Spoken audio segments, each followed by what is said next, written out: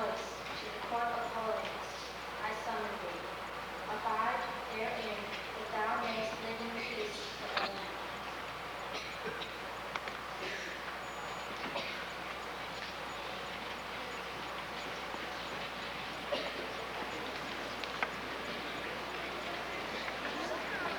Welcome. Did you have a good time?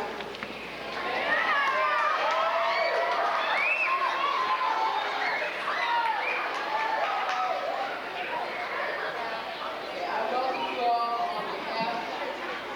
Okay, you have to quiet down. I welcome each one of you on behalf of your host, Baha'i National Youth Committee. And let me introduce to you the members of that committee. First of all, the chairman of the National Youth Committee from Tennessee is Mr. Gilbert Smith.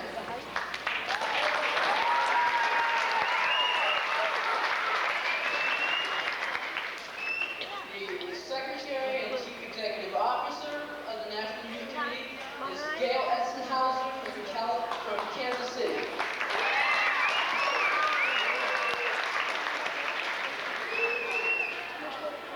From the state of Texas, I'd like to introduce Dwayne Amin Oni-Biran.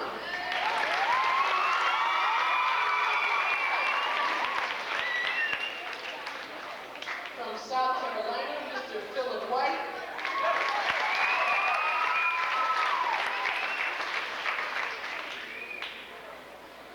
From Pennsylvania, Linda Athier.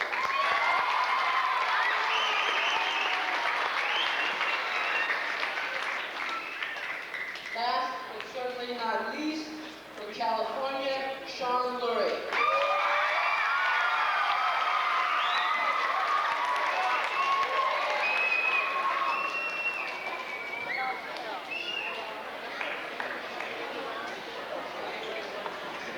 Okay, so are you having fun?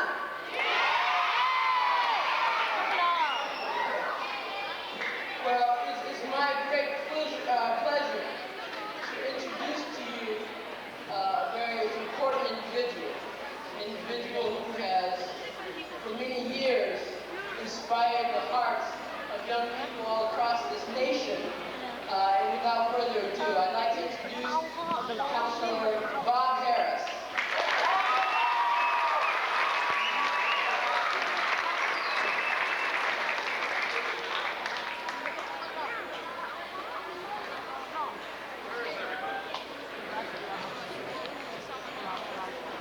That was,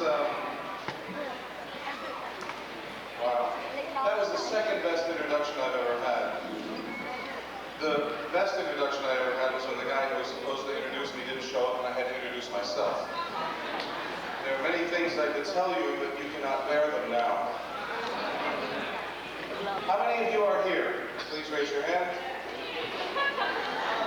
This is a test of the emergency brain system. Let's try again. How many people are here? Raise your hand. Okay, there are still a lot of you who aren't here. How many of you are here? Raise your hand. Very good. If there's someone sitting next to you who's not raising their hand, just grab their hand and put it up. Okay, fine. Now, would you all wave? Just wave. Raise your hand and wave. Good. Okay, see you later. Would all the people who are male in this room say, ah?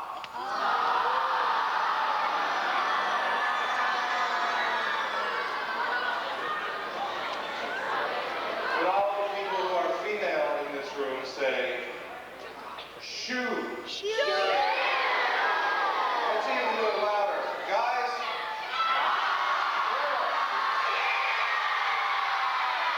Okay, first the guys, then the girls. God bless you. I'm not going to bore you with a long talk because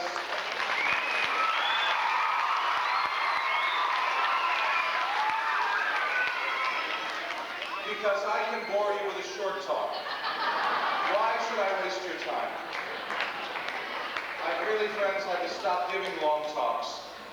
because of my throat. Really. Someone has threatened to cut it.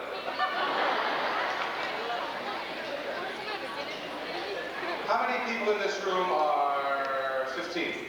Raise your hand. Good. 14. 13. 12.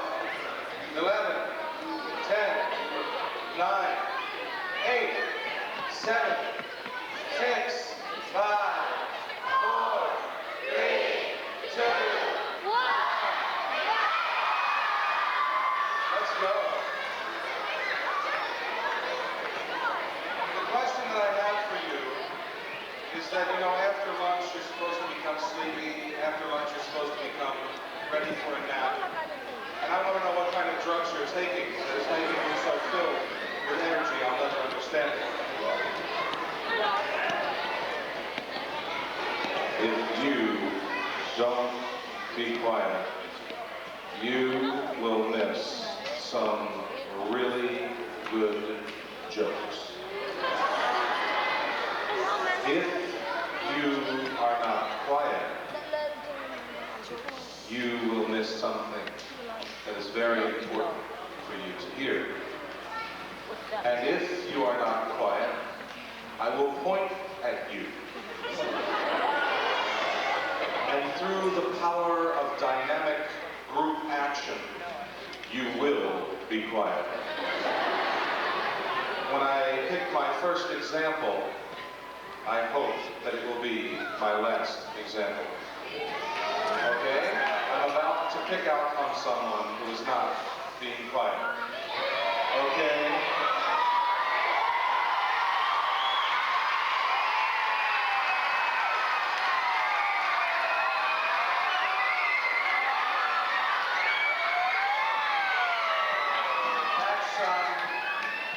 That's what I like about you people.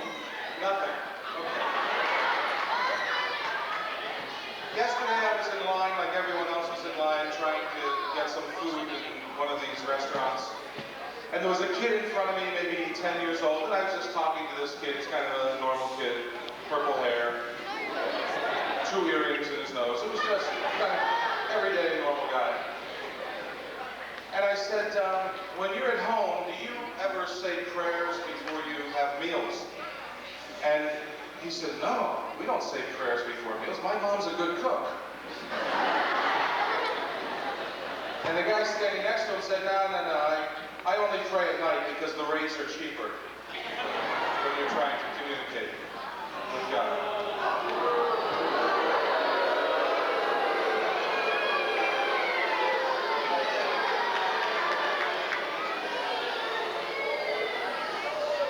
Okay, how about this? A guy goes into a psychiatrist. And he says, Doc, sometimes I feel like a wigwam, and sometimes I feel like a teepee. And the doctor said, you're too tense.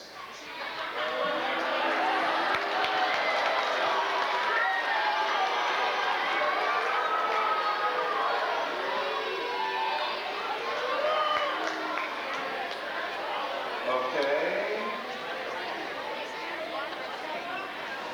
How about the duck? Forget the duck. How about the duck who walks into a drugstore and he says, I want some chapstick and put it on my bill?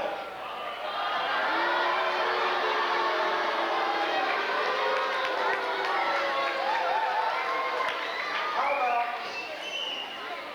would you believe there was a guy who really wanted to win the lottery? And he really sincerely wanted the money. And so he decided that he would pray for the lottery to win. And so he said, oh God, please let me win the lottery. He went to bed, woke up the next morning, opened the newspaper. His name was not in the newspaper. His picture holding the check up, smiling, was not in the newspaper. He got very serious. He said, oh God, I prayed yesterday to win the lottery. I didn't win the lottery. I'm praying right now. Please let me win the lottery. Went to bed, woke up the next morning.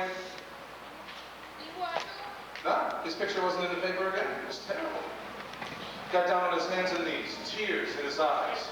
Oh God, please, please God, let me win the lottery. And then he made a lot of promises, you know, like, I'll be good, I'll give you the money, I'll be nice to people, these kinds of things. You know how we all try to make deals with God. He's making a deal with God. Please let me win the lottery. All of a sudden, in the middle of this prayer, the voice of God, and the voice of God says, give me a break. Go buy a ticket.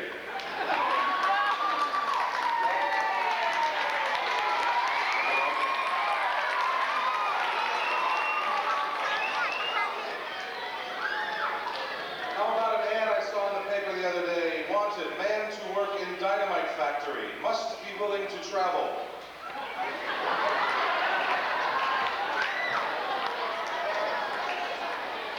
How about this from my daughter? My daughter was learning all about the human body. She wants to be a doctor. She's 6 and a half. I'm sure she'll make it. She said the body is divided into 3 major parts: the brainium, the borax, and the abominable cavity. The brainium contains the brain. It's pretty good. The borax contains the lights, the lungs, and the heart. The abominable cavity contains the bowels, which are A, E, I, O, and U. She's only 6 and a half. If you don't like my jokes, I think I should give up. Really. I'm sure.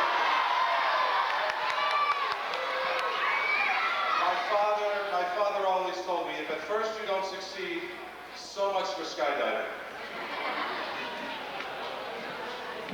Now, I think that I may be silly to do this, but this is something that I really want to do because I want to hear from you. And you really have to cooperate, because I want to ask several questions. And I would like people who would like to share some things that perhaps are in their mind to share them. I will recognize who you are, and I will ask you to speak. I hope that you will speak loud enough so that everyone will be able to hear. Okay? The question that I want to ask, and then a few questions will come after this, and then there's one thing that I want to share with you, is why would so many people from so many places come to San Francisco, spend so much time and spend so much money to have a conference on peace? And the question, I guess, is why do we have a peace conference?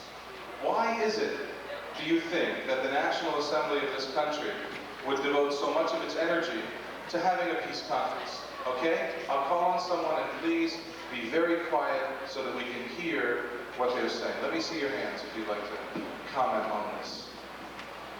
Okay? I will call on you, sir. Please stand. Yes. Okay, please listen carefully. Really loud, I can't hear you at all.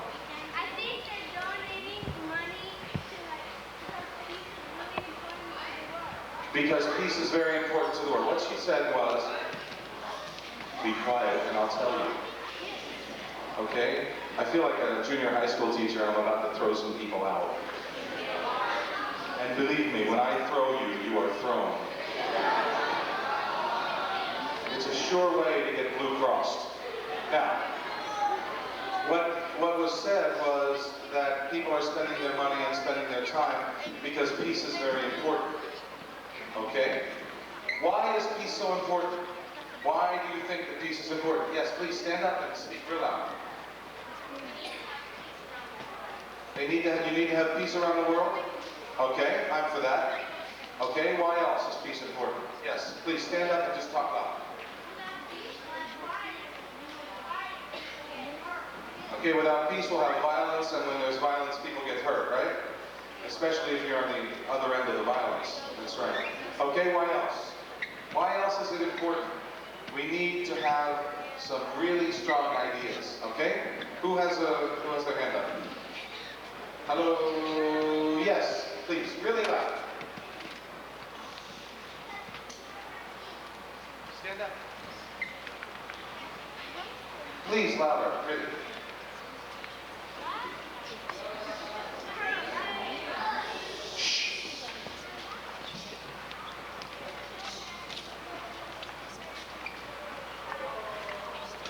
Okay, I didn't hear. Somebody say it louder.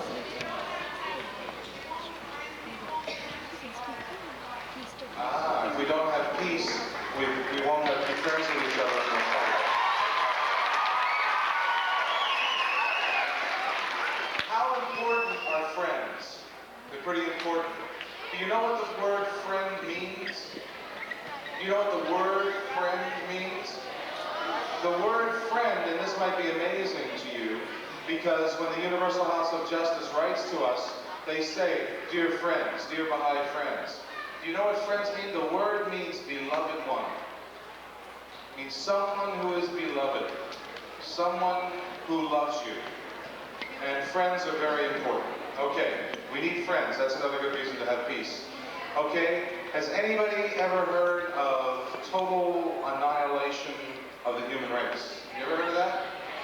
Okay, how many people here think that it is possible for the human race to really destroy itself through nuclear weapons? Raise your hand, I really want to see. Please don't clap. Okay, how many people think that even though it can happen, that there is a way for us to stop it? How many people think that?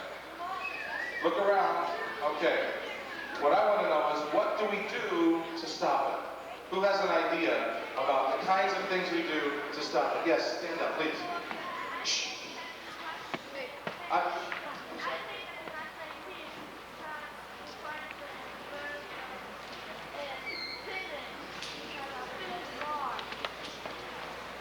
Okay. We should do what? Make peace before the world is done? You mean done for? Yeah, okay. I'm in favor of that. But what do we do? What is it, for instance, that you can do? Maybe what we should do is we should just have a bunch of ideas about what an individual person can do to help stop the destruction of the world, okay? Listen, I want everyone to make short comments, and I'll call on a lot of people. Listen very carefully. Yes, stand up, please. Shh. Okay, you can have peace conferences. Okay, so that we can talk about peace. Okay, yes, please stand up. Okay, talk instead of fight. Those of you who are not very good fighters, you learn how to talk, or you learn how to run. Since I can't fight and I can't run, I learned how to talk. Okay, yes, stand. Turn around. He said, don't join the army. Really. When I was a teenager, I worked very hard in anti-war movements and marched, and we used to have a slogan and kind of an idea, and it said, what if they gave a war and nobody came? And so if people aren't in the army, that would make it really hard to have a war, wouldn't it? Yes, all the way over there. Okay? To teach the faith of Baha'i so that the people of the world know things before the world is destroyed. Okay? I like that idea very much. Okay? Yes, please stand up.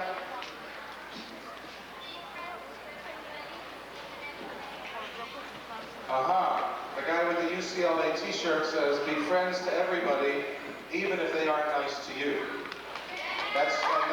How many people think that that's really easy to do? If your hand is up, you're a fool, because it's not easy to do. It is not easy to be nice to people who are nasty to you. Okay, what else should people do to help us have peace? Okay, yes, right back there. Please, up and loud.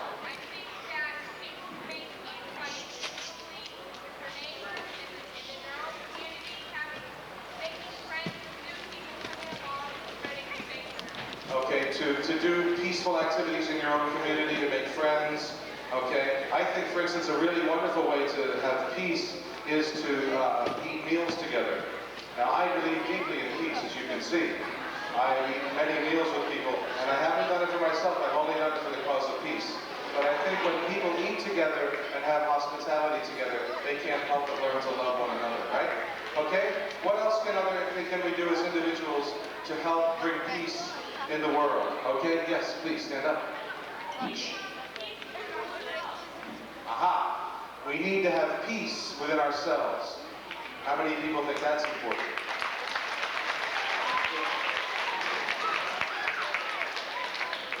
It's really terrible when there's a raging war going on inside of yourself.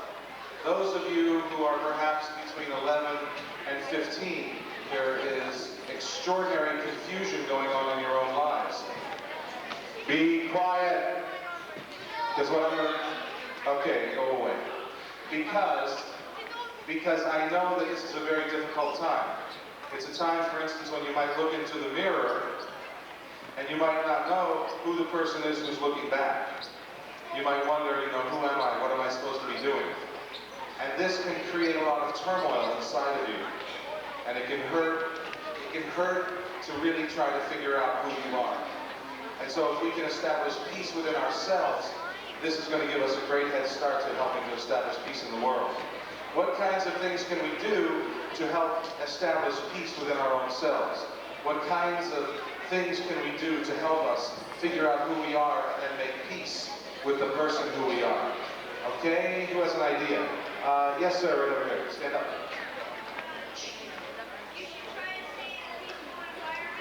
Okay, try to stay in a peaceful environment. How many of you have brothers or sisters? There is no peace in that environment, is there? I don't know what it is about brothers and sisters. I remember I was a kid and we really used to fight a lot. And my mother would not let us have toy guns, like the toy things that you shoot at people. And so she said, play something really peaceful, like marbles. And so we would have marbles, and what we did was we would take the marbles and we would put them in our socks. And we would swing them around. After 2 trips to the hospital and about 40 stitches, she bought us plastic guns. It was much safer. One of the reasons that we have this peace conference, and one of the reasons that the National Assembly has done this for us, is because this is a special year. It's the International Year of Peace given to us by the United Nations. This is something that when we go back to our schools and to our neighborhoods, we can talk about. And I think that this might be a really wonderful way to begin talking about peace. Also, the peace statement from the Universal House of Justice is something that you should know a little bit about. Those of you who can read should read it. And those of you who can't read should learn how to read and then read it. Because it is very important so that it can help you construct some good thinking for the future. I want to just tell you one thing that happened to me recently. And it is something that points out to me the great need that there is in the world for peace within human beings and for peace in the world.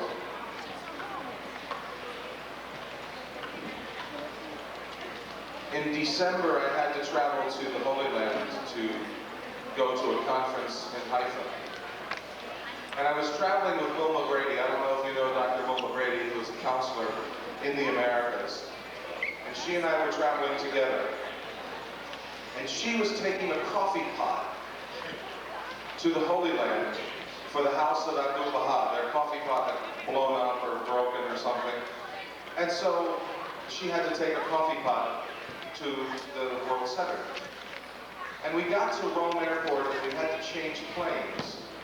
And while we were changing planes, they had to check out Dr. Brady's luggage. And when they were checking out her luggage, they didn't like the way this coffee pot looked. And so they began to ask her a series of questions, like, who made this coffee pot? Why do you drink coffee instead of tea? Do you put cream and sugar in your coffee? All these crazy things. Why can't they buy a coffee pot in Israel? Why are you bringing a coffee pot from the United States?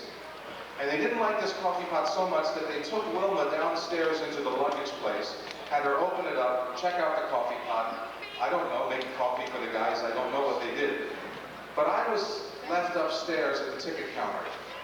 And they said, well, when she's done looking at the coffee pot, she'll be back up. And I was sitting in one of the little luggage bays where you throw your luggage through and they lose it for you once you give it to them. And I was reading a book. And this Israeli security man came over to me. He was a young fellow. And he said, I'm sorry that it takes so long for you to clear security, but this is a very dangerous time, and we want you to be safe. And I looked up at him and I smiled, and I said, you know, I said, these are my children. And I showed them a picture of my two kids. And I said, they want me to come home safely. And they thank you for taking such good care of me. And he smiled, and he reached in his jacket, and he pulled out pictures of his two kids. And he said, these are my kids. And they want me to come home safely too. That was on Christmas Day at Rome Airport. The next day, some terrorists went into that airport and with machine guns and hand grenades killed about 13 people. And on the front page of the newspaper the morning after, I saw a picture of this security man who had shown me the picture of his kids. And he was being helped down a hallway, and he had about 10 bullet holes in his hand all the way up his arm, through his jacket, bleeding in pain. And he did not die. He was saved. And the terrorists were supposed to come, and they were supposed to attack the flight that Wilma and I were on Christmas Day. But for some reason they had the flu. They couldn't get out of bed, and so they postponed their attack for one day. And they came the day after. Same flight, same ticket counter, same security people. And fortunately, Wilma and I were not there. And friends, what this means to me, and what kind of experiences that you have in your life that are sad experiences, is that the world is in deep pain, and that you, as you get older, you will figure out more and more ways to help heal that pain. I would like to suggest that you just do something. I don't care what it is.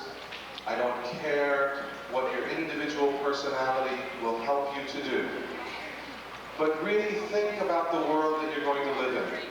Think about a world where children don't have enough food. Think about a world where Baha'i children in Ethiopia are dying every day. These are the same kinds of Baha'i children that you are. They say their prayers, they go to feast, and then they go to these camps and they pass away. We must know that this Baha'i world is very big and getting bigger. And it is up to the Baha'is to help to cure the sadness that is in the world. And because you are so young, and because you have been given the great bounty of meeting each other and being here in San Francisco and hearing talks and thoughts about peace, this gives you a responsibility to help heal the world. Martin Luther King, whose birthday you celebrated in your schools this year, went to a really wonderful college. It's a college in Atlanta called Morehouse College. And the motto of this college, the ideals that they try to instill in someone who goes to that college, is the motto of the college. And the motto of Morehouse College is this: when you wake up, get up. When you get up, do something. Just do something. Just do something, and if each of you do something, the world will be a lot better place. I have two kids, 6.5 and 3, and probably very soon they're going to start coming with me to these conferences. And they're going to meet you, and they're going to see you, and they're going to see what kind of people you are, and they're going to see what's in your heart, and they're going to see what's in your life. And so I hope that you will be a good example for my kids, so that when they see what Baha'i Youth and Baha'i Junior Youth and Baha'i Youthettes and whatever other names they give you, you're really just people, most of you, that they will see someone who they would like to be like. The last thing that I want to tell you is that in spite of the fact that you might not like my jokes, and in spite of the fact that I might come here and tell you that really you have more of a responsibility in your life than just having fun. And when I tell you that the world is in need of your help, I don't want you to think that I want to take your childhood away. What I want you to do is I want you to be like Jesus said, to stay like children with your pure hearts, and to do your best with the mind that God gave you to help make this world a wonderful place. And the last thing that I want to tell you is, even when you boo at my jokes, I still love you all very much. Bye-bye.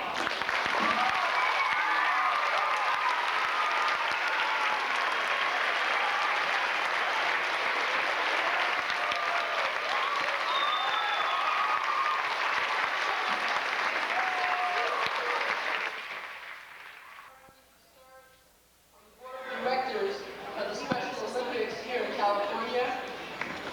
Also on the board of directors of the National Federation of Drug-Free Youth. He has made appearances on the Johnny Carson show.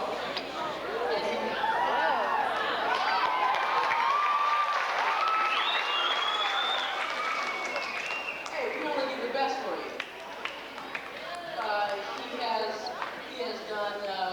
He's done voices for George Lucas films.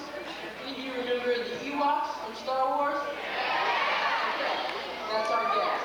He's also done voices for certain characters performing on Sesame Street.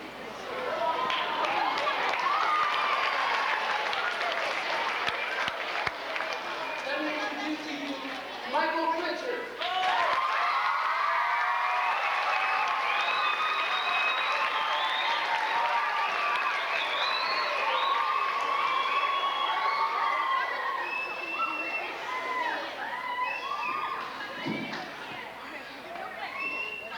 Good afternoon. It is listen, let's keep it real now. We'll have a lot of fun, because a lot of the things that I do, well, you have to listen to. I went, let me tell you a little bit about myself. I grew up in the Midwest here in America, in a small town called Yellowwood, Missouri. You ever hear of it? It's right past resume speed. We just sat there most of the time and we listened to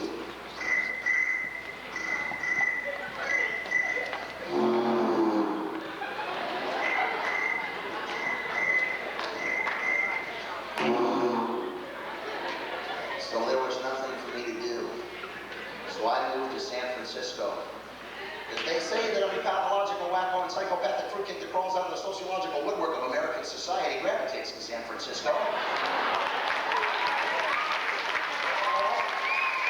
I like it here. See, I like to do those crazy, silly things that keep us all like children, just like you guys. And I think it's real important, you know, I like to do fun things. I like to do them around serious people. Just be fun, have fun, crazy, silly stuff. I like to get on the elevator sometimes with serious people. Like when they're going, this is serious. We got jobs. I like to get on kind of silly like this.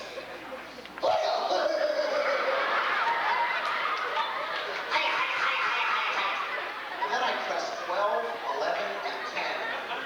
And I get off at 12, and I run down the stairway past 11, and I get back on the same elevator with the same people at the 10th floor.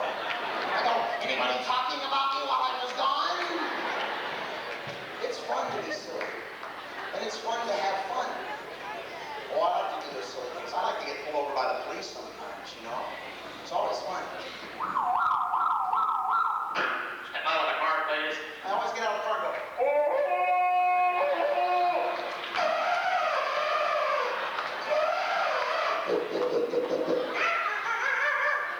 Get back in the car, please. Bye, you guys. I'm leaving now. I grew up in a family full of great big guys. You ever see big guys? You know, they look like my brothers were football players.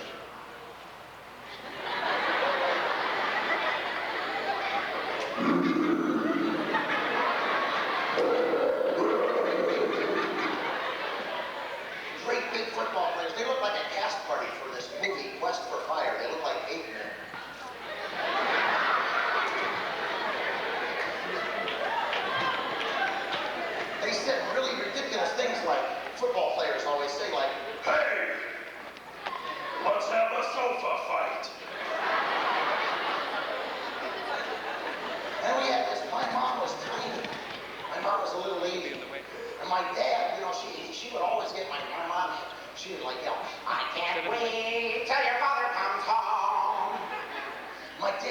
He looked like the Schlitz Mall liquor bull.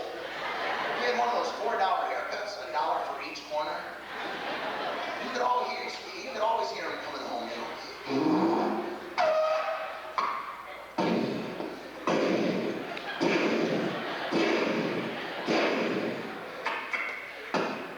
And you hear my mother tell him everything I'd done wrong all day. You want to know what he did today? I'll tell you what he did today. Yeah. What? Yes, I see. What? Yes, get him now.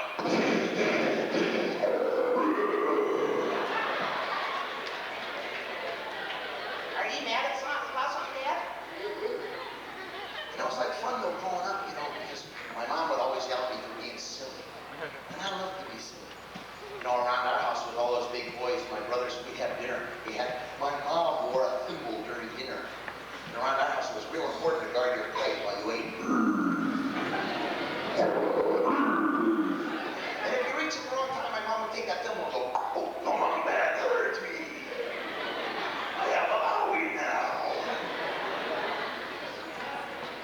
And it was fun, you know. It was like most fun for me growing up. Because my mother would go, moms do this a lot, and when they get mad, they go,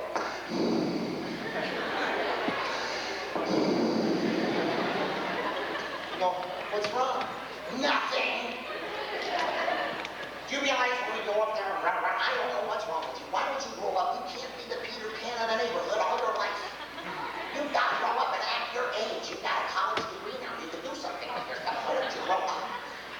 And I used to get real depressed, you know, because I really was the Peter Pan of the neighborhood. See, I love working with kids. And the children here in the Bay Area are like a bag of M&Ms. Every different race and color and creed. And they have all kinds of different backgrounds. But they're all the same on the inside. And the closest distance between any two human beings is a good laugh. And that's laughing with each other at life. And over the years of working, I've had fun. I work with every different kind of child in the world that lives here in San Francisco. And that's kids from all over. And I love it. I stand there sometimes and laugh real hard when the kids say silly things. We were watching television and Alan Hamill came on and said, we were up at Juvenile Hall where I work. Alan Hamill says, Dave Jackson, why do you shop at Alpha Beta supermarkets? And one of the kids goes, because they got lousy security.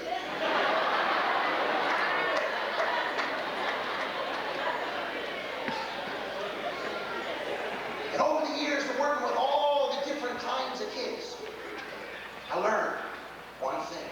The reason I most like to live here. Because people that are racists and bigots and narrow-minded seem to live here just long enough to become a minority group. What's real important about that is learning that we're all the same. Over the years of running around and having my little boys growing up now, they're amazing. They do so funny things, you know. My little boy comes in, it's 3:30 in the morning. 3:30 in the morning. Shh, shh, shh, shh, shh.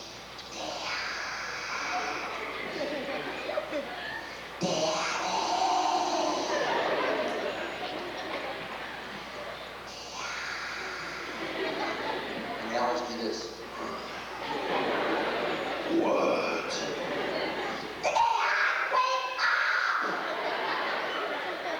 What do you want?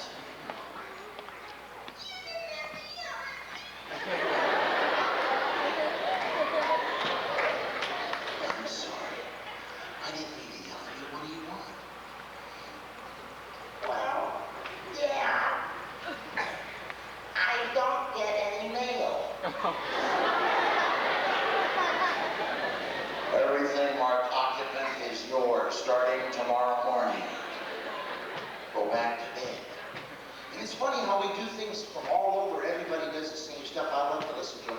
He says, little kids say funny things. He came in the other day and I go, hey, you got the wrong shoes on the wrong feet. He goes, but Dad, these are the only feet that I have.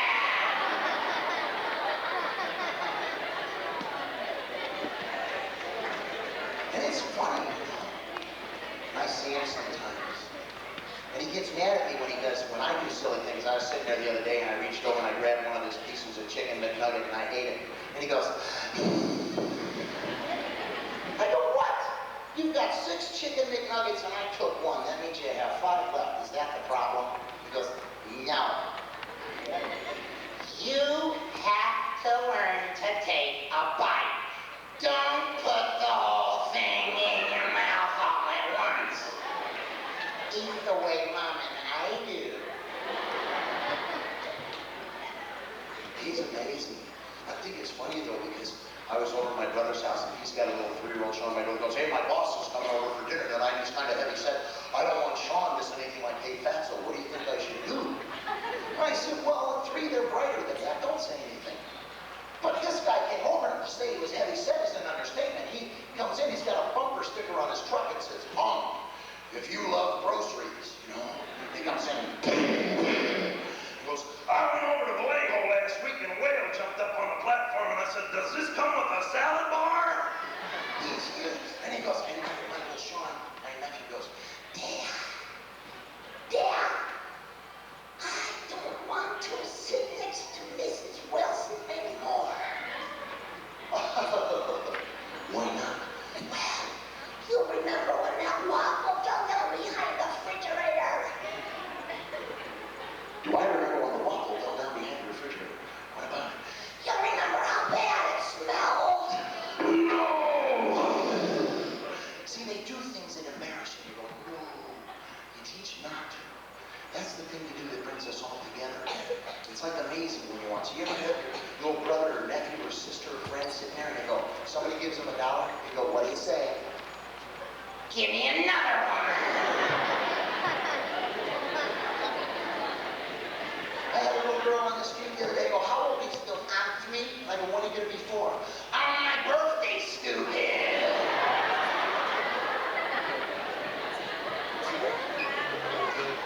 But we learn by being around different kinds of people. That's why I like being around special people and people that are disabled. Because sometimes by the very breath that they take, they teach us to overcome and not to feel so sorry for ourselves. I have a friend of mine named Happy, who's retarded. He's Down syndrome. The world would call him retarded. Mongoloid. Happy has a look on his face like the ultimate piece of God. He has a look on his face as if he were sent from a foreign planet to amuse himself at how silly we all are. And we got him a job at McDonald's and a couple of kids came in and in their ignorance, people do this sometimes, out of ignorance, because people are different. They made fun of him. But there's always humor in life. They started going, hey, check it out, dude. Look at this retard's got a job here, dude. You believe it? Hey, retard, how did you get the job here? Now, Happy totally ignored him. And even though he knew they were making fun of him, and he stayed there right in the moment. And when he was done getting their hamburgers and french fries, and he counted their change out, absolutely, the kid started making fun of him again. Check it out, dude. We're totally unemployed. This stupid retard's got a job there. I can't believe it. Thank you, retard. And they walked out. And Happy stayed right in the moment. We looked over to them when they were gone. They went, well, simple things amuse simple people. You see, that's life. Because we're all retarded one way or the other. You know, you learn just by being around each other. That's the best part of it. I have 3 kids who are Down syndrome. I work at the rec center for the handicapped, and they're all sitting there, and they're playing this little game. Aggravation, marble and dice. I go, come on, you guys. I go, well, you can't play without the dice. Where's the dice? Where's the dice? Where's the dice? One of them goes, well, mate, don't let that stop you. We'll just pretend. A 5! He needed a 6. I'm not gonna cheat. We learn every day we're around different people. We learn every way. I have a friend who's got cerebral palsy, and people think that he's got an IQ of 160 encased in his body. He is somewhat the prisoner of is a spirit that soars. I asked him what he wanted to do on his birthday. He said he wanted to ride a roller coaster. We went down to ride a roller coaster in Marriott, and the kid comes up, and he looks at the 2 of us riding a roller coaster, and he goes, no way, man. Hey, sir, you sir, big dude, come here, dude, come here. Look, I don't know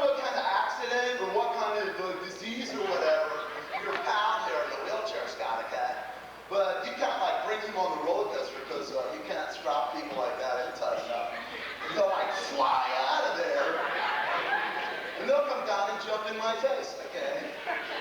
And I went, get out of the way, we're gonna ride the roller coaster. He goes, get on, man, just go. And what I told you was I hadn't shaved in about 4 days and I was wearing one of those Burger King crowns. So when we did click in, my young friend goes, he thinks you're the retarded one. You can't be retarded if you know more about love than somebody who's normal. No, wait. Don't applaud the truth, just believe it. That's enough. Believe it. When you see all the kids that I've been around, and I learn just the moments of life from special kids when I'm there. We had God was played by a special child in one of our plays. During that play, somebody wanted to say, hey, somebody would like to ask God a question. And she was 32-year-old Down syndrome woman. She goes, okay, ask me. Well, how come I pray for something at night and it doesn't happen, and then I go to bed and I pray for it and nothing happens? Why is that? She says, I make the skies blue, I make the grass green. Some things you gotta do on your own. And in the back, one of the kids in the wheelchair said, I'm not sure, but I'm pretty sure that really was God. You see, we learn from being around all the different kinds of people that we are. I love it. And we learn by being playful and lighthearted and full of joy and love in our belief. You know, you learn. Let me show you a little trick. I remember they tried to make me serious. My teacher in 2nd grade, she got real serious. She said, Mr. Pretend, you are going to have to learn to act a little bit more like a 2nd grader. I went, okay. Oh! You ever want to do that? Talk to me. This isn't television. Did you ever want to be silly and just go, talk to me? Okay. You know why you don't sometimes? Because fear is that little dark room where negatives are developed. So right now, we're going to be silly one time, okay? I want everybody to sit there and everybody do it. Everybody do it. Don't worry about what anybody else around you is thinking. Just be silly and don't worry. And if you don't do it, I'll make you come up here on the stage and do it in front of everybody else. Okay, ready? Let me show you. Shh. Here we go. Ready? I'll count to 3 and we'll all do it. Everybody in the room. Even these. And the adults are going, no, I can't do this. I'm an adult. No. We're all going to be silly just once. Just, ready? 1, 2, 3. Doesn't that make you feel good? You know why? I'll show you why. I want you to do it one more time. And this time when you're done, I want you to go, I'm depressed. See? Ready? 1, 2, 3.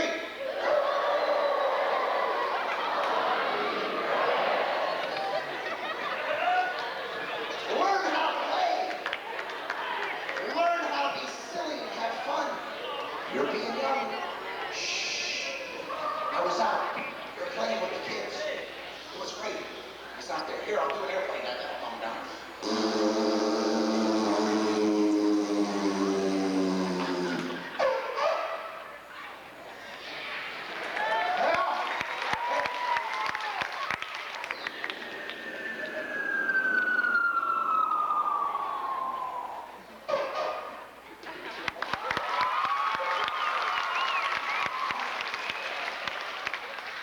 When you play and when you're silly and you're having fun and you're being active and being around other people and caring about them and loving them, you win.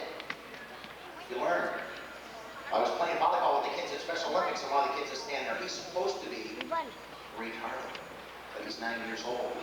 He said, I go, come on, come on. I go, wait, Timmy, quick, what's the score? And he comes over and goes, my. Here, we don't keep score. We just play. See? Play. Wouldn't you like to sometimes just go into your teacher and go, you know, I don't want to worry about grades today, teacher. Let's play. Tag, you're it. Come on, chase me. Sure. See, you don't stop laughing because you grow old. You grow old because you stop laughing. And you gotta play.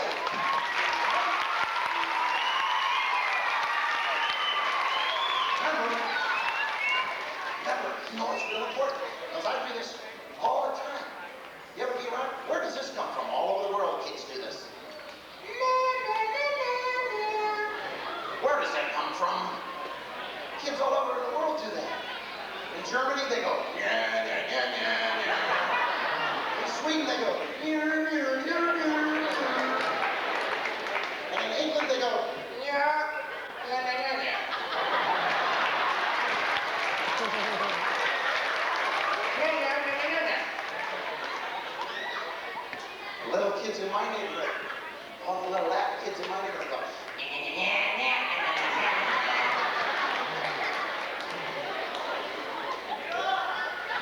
what did we learn?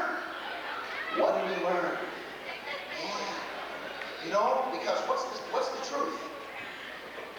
People come in different sizes and colors and shapes and names.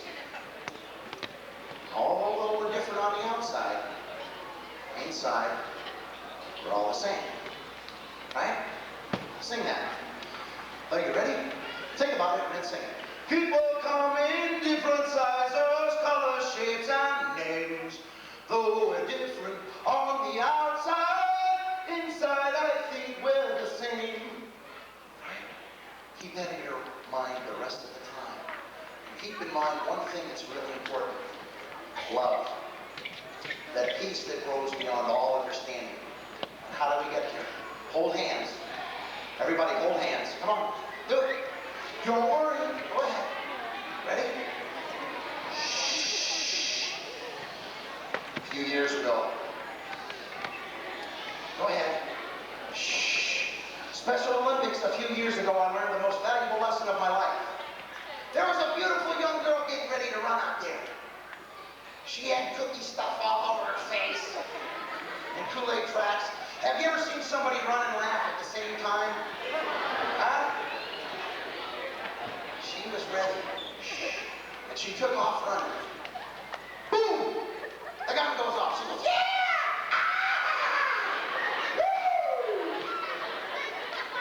And she's looking at her, she's running real fast. And she's going, woo! This is not like a Carl Lewis Olympic form runner. She's hitting every lane.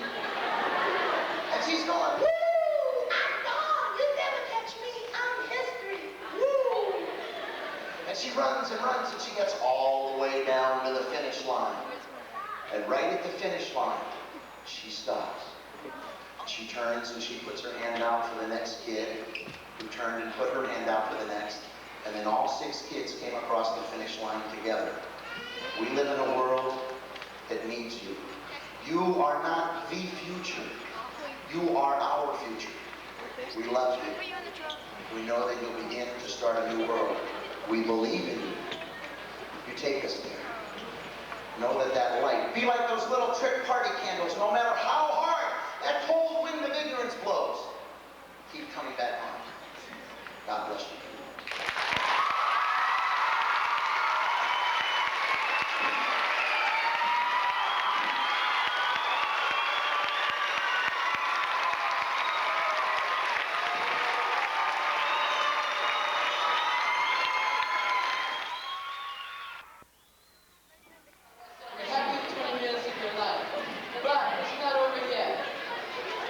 Thank you very much, Mike.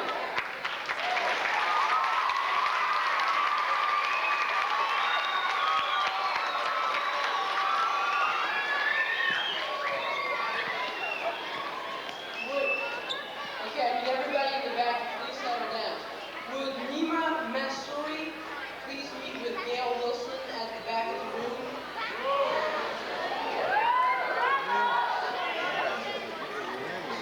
Okay, I'd like to introduce to you 2 very, very special young people. I'm sure that many of you know them well. First is Bobby Attier.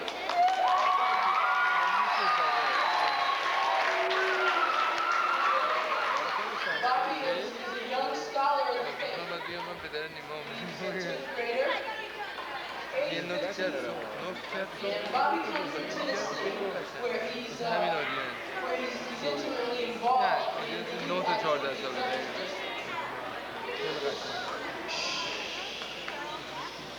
Bobby will have the pleasure speaking to you with a very dear friend of his, Kathy Esme.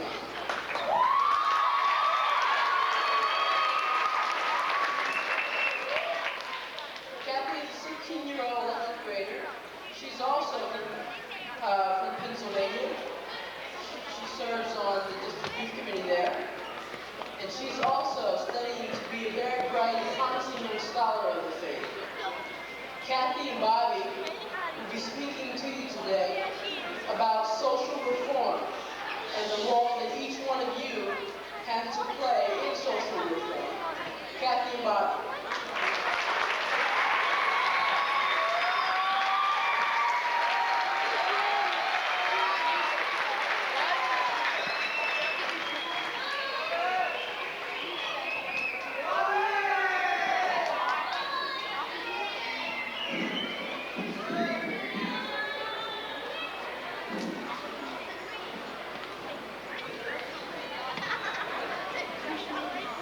Aloha. You know what, you guys? I really think it's incredible that all of us here, we really have the future in our hands. And whatever we do and however we act today is going to affect our future. So our conduct has to be right and our actions have to be right. Because all of us here are so important. And if we really want to, in our hearts, to make the future good and something to look forward to, then we can do it. Because we all have the potential and we all have that energy inside of us. I don't know, but in the past, as well as in the future, youth have always played a very important role in changing society. And the Guardian tells us that we have the vitality and energy to bring about so many things that no other generation can do. So, because we are young, and because people do look at us, we can attract the eyes of humanity towards us. People really shouldn't feel like there's a separation amongst the youth, because there isn't, and there can't be, because we are all youth together, and we are all working together in this youth movement, in uniting the world. And we all share that same spirit, and we are all striving for the same goal. You should all feel very lucky, I know I do, to be a part of this youth movement. Especially some of the younger youth, or people that are just beginning to become youth. Because if you start now, you guys have the potential to be the most dynamic leaders in the faith. Today, you guys notice that in the world we face economic, political, and many social problems. And I'm not trying to scare anybody, but the Guardian tells us that there are many more challenging issues that are yet to come.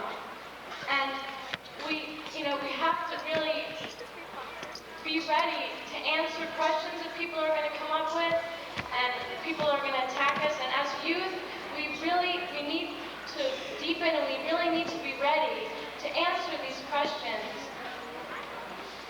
Now, we cannot deal with every single problem or calamity which comes about in the world, but there are some situations in which we can deal with. Now, I want to read you guys a quote the Guardian wrote for us. And I'd appreciate it if everyone would be quiet.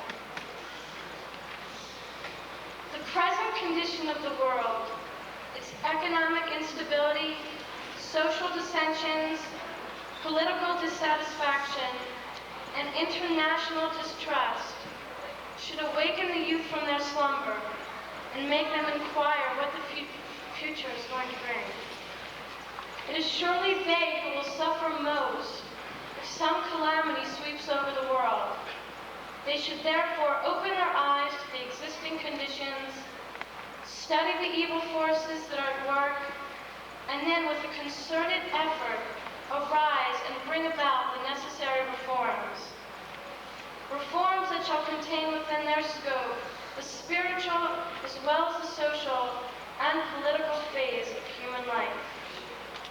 You know, after listening to that quote, you can see that we really have no choice.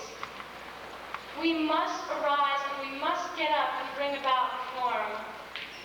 And we should feel honored that the Guardian has given this our responsibility.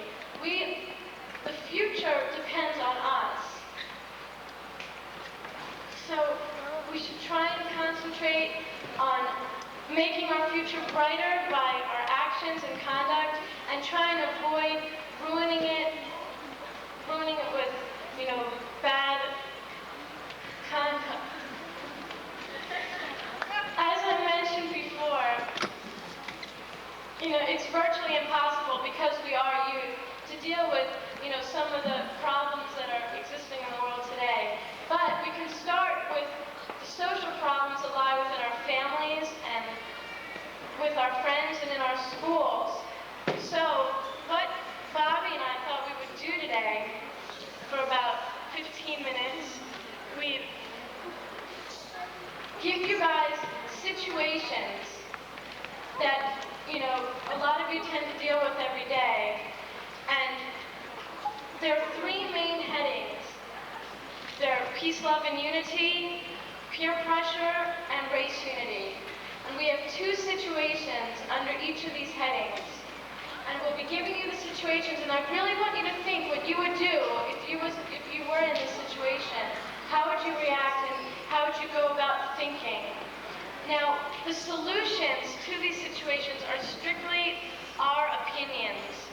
So you might think a little differently, but we both put our opinions into this, and we came about with a solution. So I want to just tell you the first situation is under peace, love, and unity, and it has to deal with when you're in school, having friends in two different groups.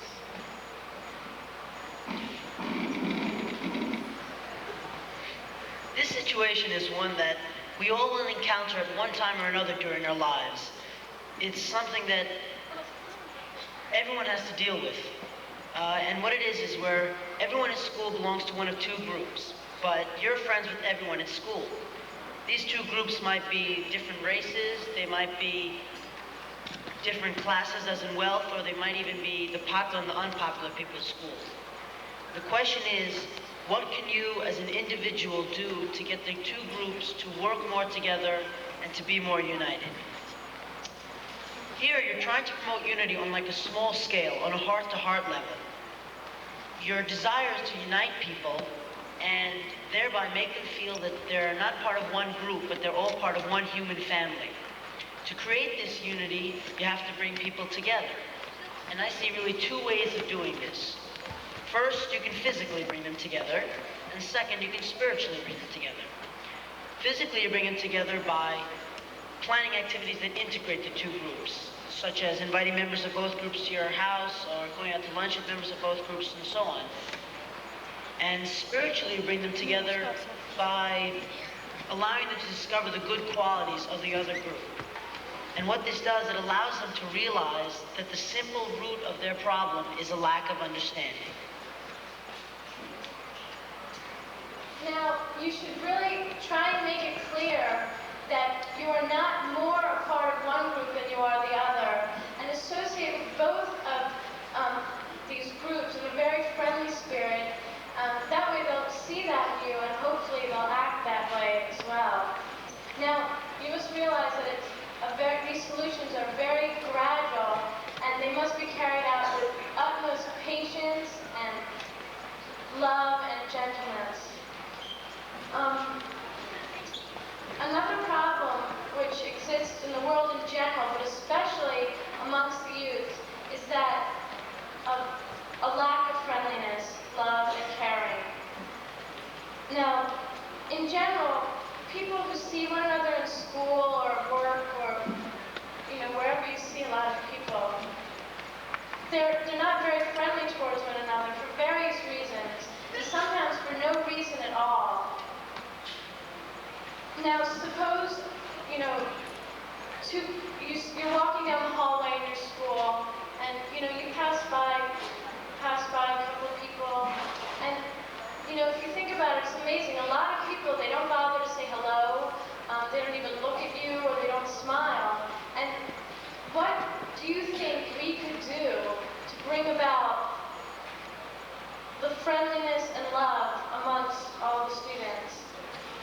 Now, the most obvious is to, start by saying hello yourself and, talking to them, going out of your way to be very polite and friendly.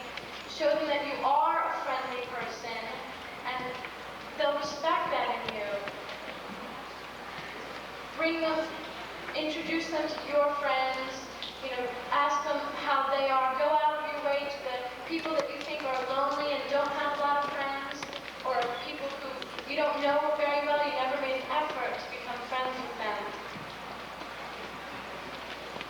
If a student seems down or upset, go and ask them if you can be there for them. If you can sit down and talk to them and they can share why they're upset with you. At the most they can do is refuse your offer. That's the worst they can do. Hopefully by showing this love and caring towards these people in school, they'll see that and they'll follow your example. In addition, one can form groups that promote this same friendliness and unity amongst people. For example, this year my sister and I formed a peace committee at school. And peace might seem distant sort of from friendliness, but what the committee does, it promotes friendliness or peace, and thereby friendliness, love, and unity. Another committee we have at school is a Human Relations Committee, and this committee works to overcome prejudice in school. And again, that might not seem very related to friendliness, but since it promotes unity, out of that follows love and friendliness. You often also find that the bond between people becomes stronger when they work together towards a common goal. So, groups such as the Red Cross or other things that, do things for other people, service-oriented groups, are also very good ways of promoting unity. But probably the most essential attribute in all of these efforts is to always be happy. Baha'i, who is the son of the Prophet, founder of the Baha'i faith, said that, or asked us, if you are not happy in this day, for what day do you wait? Our happiness shines forth and others sort of pick it up, and thereby they also become happy and you're able to promote this same friendliness, love, and unity to others. Another difficulty we come across is that of peer pressure. This again is something that all experience throughout their lives. We must learn to accept and to adapt to peer pressure, whether we like it or not. The first situation under peer pressure is one that not everyone really has to deal with in this exact sense, but which usually comes up in one way or another at some time in our lives. This situation occurs at a party. Let's say one of your good friends invites you to their house for a party. When you arrive, you find all your friends there. Unfortunately, though, they all happen to be drunk. Now, a group, let's say several of your friends, like 5 or 6 of your friends, walk up to you and offer you something to drink. This is assuming that either you don't want to drink or that you don't drink, for whatever reason, be it your religion or otherwise. What would you say to your friends? Yes, no, if you refused, how would you do it? What? First thing you can do is to say yes. But by this, what you're doing is you're giving in to peer pressure, you're going against what you believe, you're going against your convictions. And so it's probably clear to everyone why this isn't a good solution. So I think that tells us that the answer to the problem is to refuse the drink. But the question still is, how do you do this? The first and foremost way of refusing is really the only good solution. And what this is a firm and strong no. Because by this, you're saying to your friends that for sure you don't want the drink, you're absolutely positive. Then if on the other hand you were to refuse it wishy-washy, no, I don't really want the drink, then what you're saying to your friends is that you're not really sure. And they'll continue to push you to try to get you to take the drink. Another poor solution, in my opinion, is the same firm no with a catch. And what this is to follow up the no with a big speech about how bad drinking is and how wonderful it is that you don't drink, because by this you're saying to your friends that, you feel you're better than them, and that, they're not as good as you. And of course that creates disunity and anger towards you. Finally, the last two solutions are also very good ways of making your friends angry. First, you can just walk away, thereby not even getting your message across in addition to making them angry. But probably the best way to get your friends angry would be to get angry yourself and scream and yell at them and say, why do you always bother me? I don't drink, whatever. Because of course that sets them apart and makes it sound like you're putting them down again. So we come to realize that the only good solution is a firm no. But in addition to this, it would probably also help to later explain to your friends in a very kind and loving way why you refused, and to show them how you can and they can have fun without drinking. Probably even more important than this, though, is whatever action you take to do it in a kind and loving way, because if once you create an angry atmosphere, any hope of a happy resolution to this problem is dispelled. Drinking is only one pressure which we take from our friends. The most destructive is that of backbiting.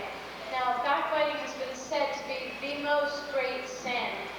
Now, let's say that you are sitting with friends at lunch, and one of the people that you're sitting with, they tell a racial joke about someone that goes to your school and who you know. You don't have to be friends with them, but you do know them. Okay, suppose everybody at the table is amused by this joke. How would you react? Would you laugh? Would you keep silent? Or would you speak up and say something against this joke?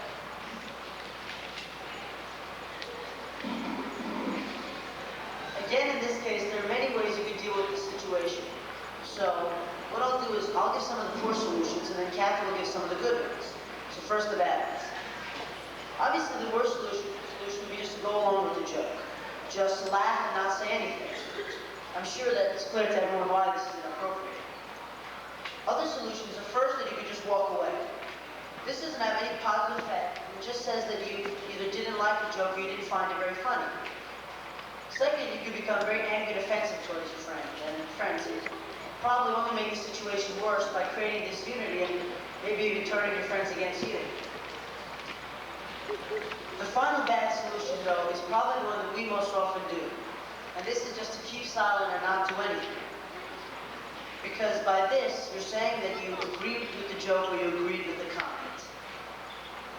During World War II, a man was arrested. A Catholic man was arrested, and he wrote sort of like a little poem that expressed what he got, his message from the war, and what he got out of it. He said, speaking of the Nazis, that first they came to get the Jews, and I did not speak out. Then they came to get the blacks, and I did not speak out.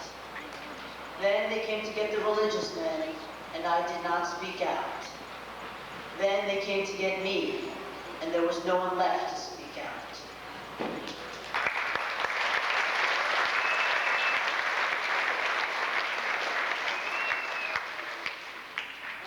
What that is, it's sort of when we're trying to bring about social reform, it's our call to action, it's our call to duty.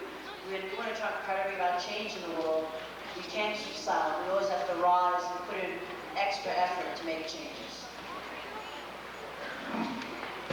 Of course, the best thing that we can do is speak up and say something to this person and, tell them that it displayed, in our eyes it displayed prejudice, and it could have easily hurt someone's feelings. But it really it depends on the situation. If it's right to say something in front of the people, if it's not too big of a crowd and you feel comfortable, then go for it and say something and speak out and voice your opinion. But if it's not right, if it's not really appropriate, and you don't feel comfortable, then it's fine. I think you should save it. But make sure at the end to say something to that person. Tell them how you felt. I know I find it very hard to comment against an opinion that my friends say. But if we don't do it, if we don't, really tell them how we feel and voice our opinions, then backbiting, this fatal disease, is going to spread, and it will only stunt the growth of the faith.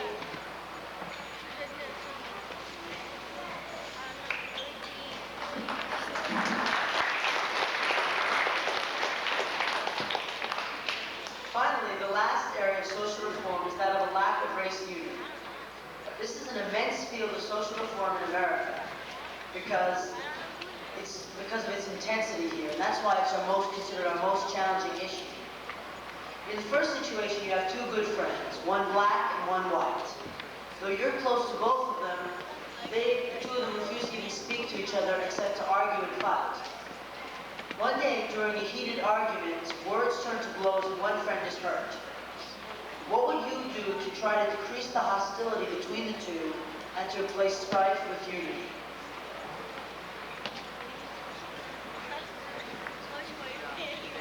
Because this is a very touchy situation, whatever, we have to be careful of how we act because we don't want to make the situation any worse. Now, you really want to make it clear that you are against this disunity and this fighting, but you don't want to, create any violence because all that will do is bring in a crowd of unnecessary people. Both of these solutions which I, gave, they're really pointless and they really won't help the situation at all.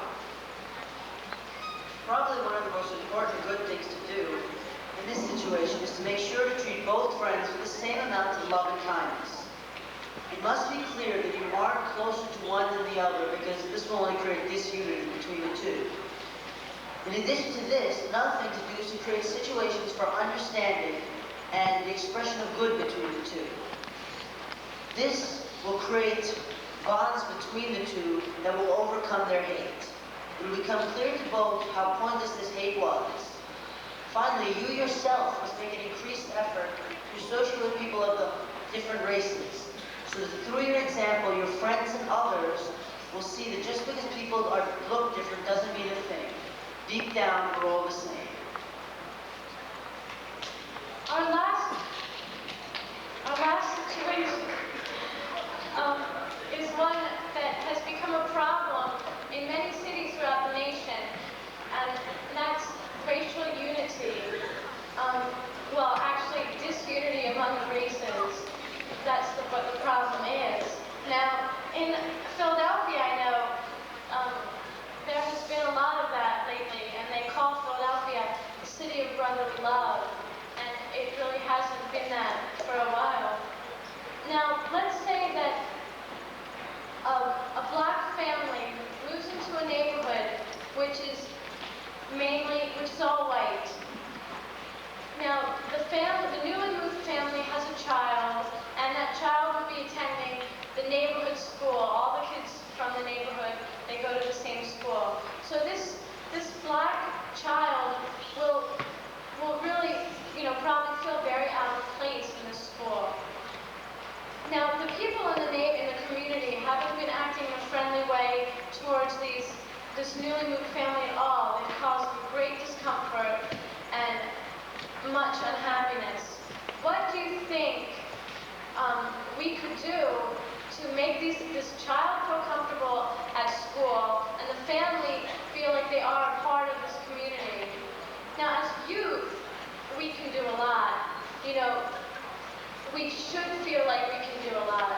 We can go to the school, and try and make a strong effort to go to this person and make them feel comfortable, introduce them to new people, and show other people, show your friends that there's nothing wrong with being close and friends with someone from a different race, and associate with them in a very friendly and loving spirit, and hopefully that will cause all your friends and will bring unity to the school and make the child feel very at home at school. Now, what the community...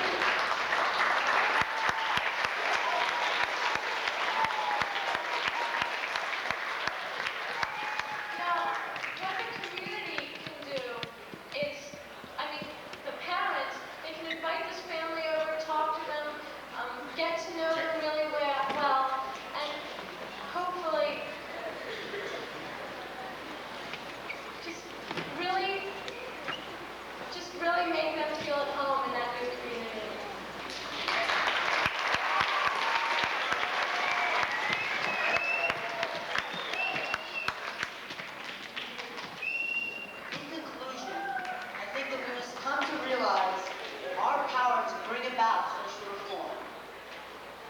must see ourselves as the tiny drops of water on a mountain that come together to form first a tiny brook, and then a stream, and finally a mighty river that has the power to move the entire world.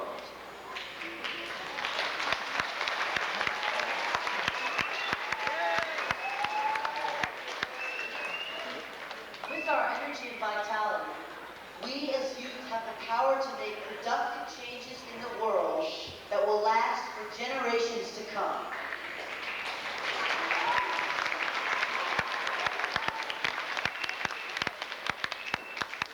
So, it is at this stage in our lives we must dedicate ourselves to making these changes in the very fabric of society.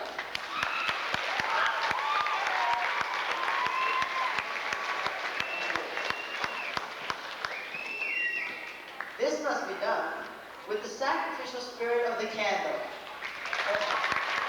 that breathes its life away drop by drop to give forth its precious light.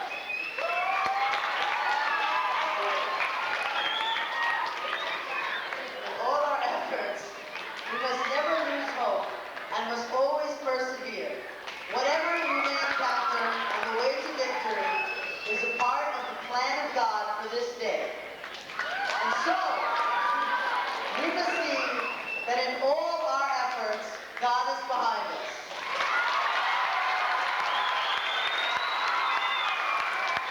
God will help us to win the victory of universal peace.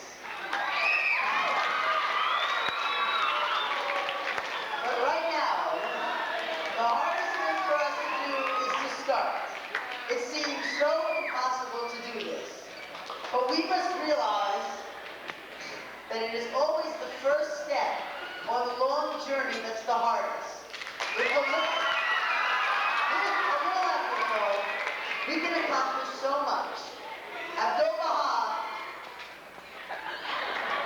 Baha'i, the son of the prophet founder of the Baha'i faith, told us, if you desire with all your heart friendship with every race on earth, your thought, spiritual and positive, will spread. It will become the desire of others, growing stronger and stronger until it reaches the minds of all men.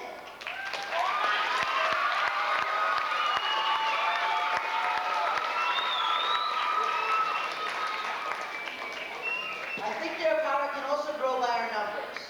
When we go home, we can accomplish so much more if we feel the power of the 1,000 of us in this room working together to overcome prejudice, to battle peer pressure, to bring peace to the world.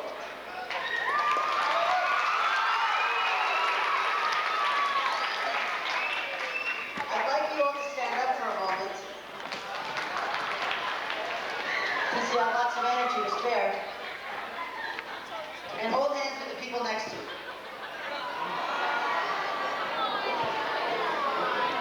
Oh, you can manage.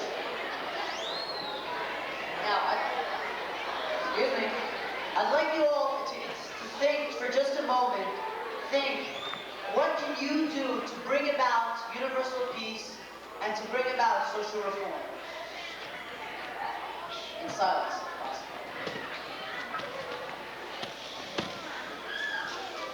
Now this spiritual and positive thought that's going through all your minds, it is what gives us the power to make these changes. Right now, and this power, is in this room right now. Right now, if you look around, I'm sure every single one of you can see the power in this room because your eyes are open, you hope. So you can see the power in this room. And then you have a physical connection with the power in this room because you're holding hands and when you're connected to it. All right? So we all know that this power is here. Okay? But now, I'd like all of you for a second just close your eyes and let go of the hands of people next to you. All right.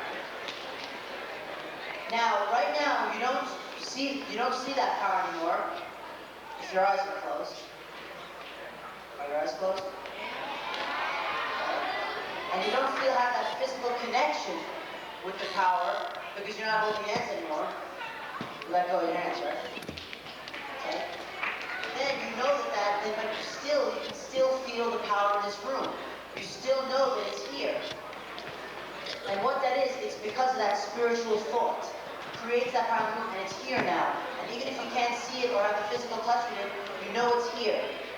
So, even though you don't see it, and you don't have the physical connection, you can still feel the overwhelming power in this room. And it is this power that must make us rise when we wish to sit, that must make us speak when we wish to be silent, that must make us go forward when we wish to return, and finally, that must bring us to fulfill the promise of the universal house of justice, that youth can move the world.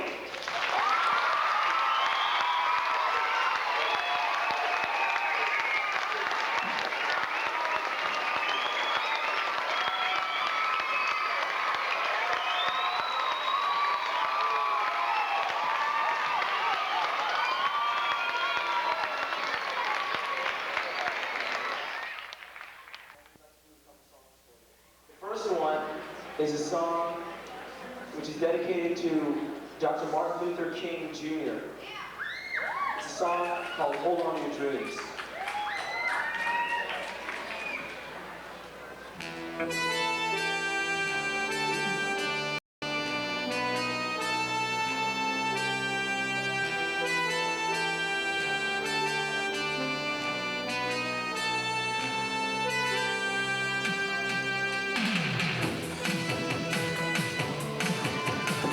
You have a dance. All right.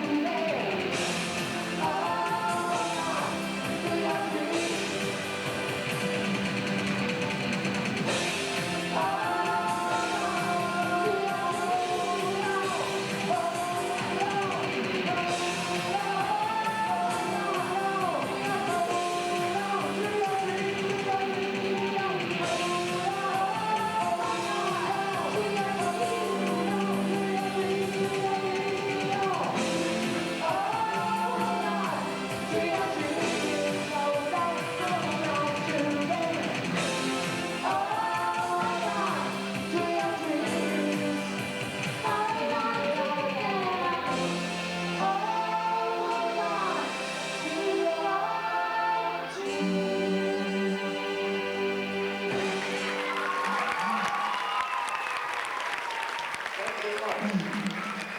Thank you. I'd like to announce also, all these songs that you're going to be hearing are available on a cassette, The Sound, in the bookstore. And also, to that song, we have a video, which is being shown in the bookstore, a music video, which is a tribute to Martin Luther King, and that's pretty neat and all you see.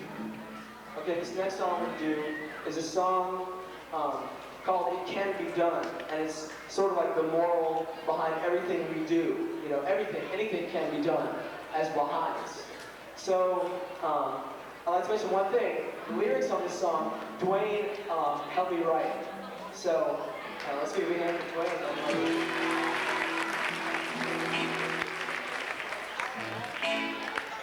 All right.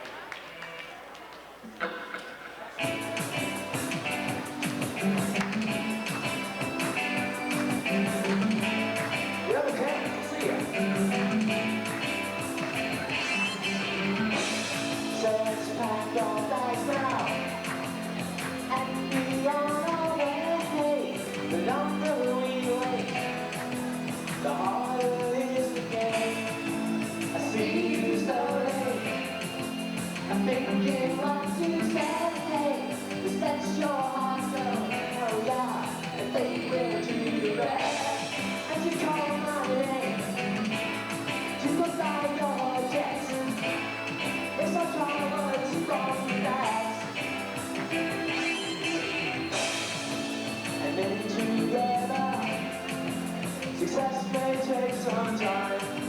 Just keep on trying, and it will all be fine. I see you slowly, I thinking what to say.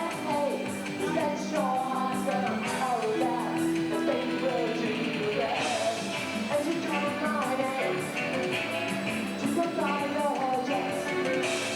It's a drama to go fast.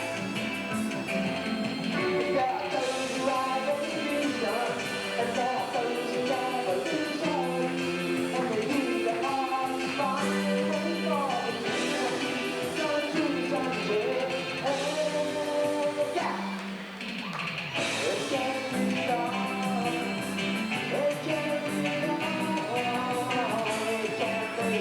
It can't be. It can't be done. And then you see me, I'm doing something strange. The old system somehow, but we must realize. I see you slowly, I'm thinking what to say. Let your heart go, oh yeah, and baby do that. As you come my way, just go by your chest. It's a drama that's going fast. There are those who have illusion, there are those who have illusion, and they do it all to find a way for the truth. So do something, hey, yeah. It can be done, it can be done, it can be, it can be, it can be done, it can be done.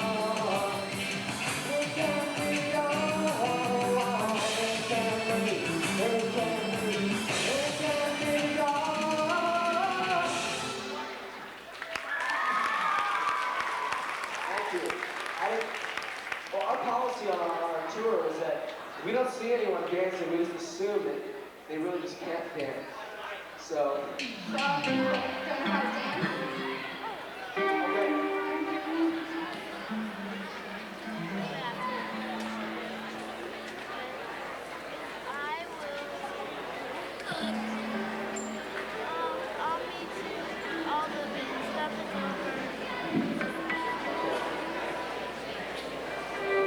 Okay, this is the last song we're going to do. When it's hard to find, should we all